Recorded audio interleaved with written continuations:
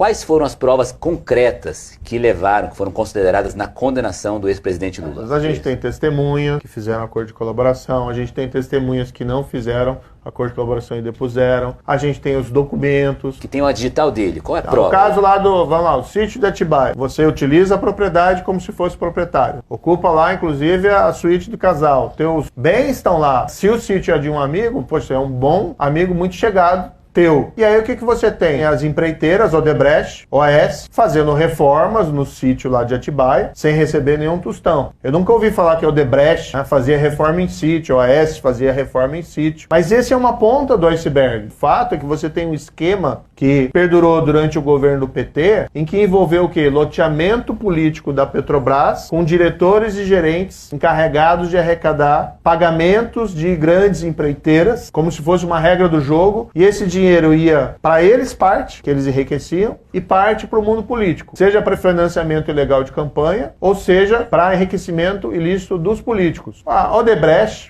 fez aquele acordo e revelou, o João Santana falou isso também, o Antônio Palocci falou isso, palavras deles. E tem documentos que foram apreendidos antes da colaboração, que o PT tinha uma caixa, uma espécie de uma conta corrente, com a Odebrecht de 200 milhões de reais. Estava lá no programa especial italiano, que é um documento que foi apreendido antes. E aí você tem que fazer as interpretações e depois eles confirmaram esse conteúdo. E segundo eles mesmos, eram provenientes de trocas. E existiam provas concretas dessas testemunhas que fizeram delação premiada, né? Assim, eu pergunto, e-mails, conversa de WhatsApp, coisas que eles pudessem comprovar que de fato essas... Não, veja, ninguém é condenado com base na palavra de um colaborador. Isso. Sempre tem que ter prova de corroboração. Na época foi tudo divulgado, a gente publicou inclusive esse programa especial italiano, estava lá, italiano era o Palocci, e o próprio Marcelo Abrão, o italiano era o Palocci. E tinha o documento que tinha sido apreendido antes. Não foram documentos que eles entregaram com a colaboração. Eles tinham sido encontrados antes. Mas você tem um fato objetivo,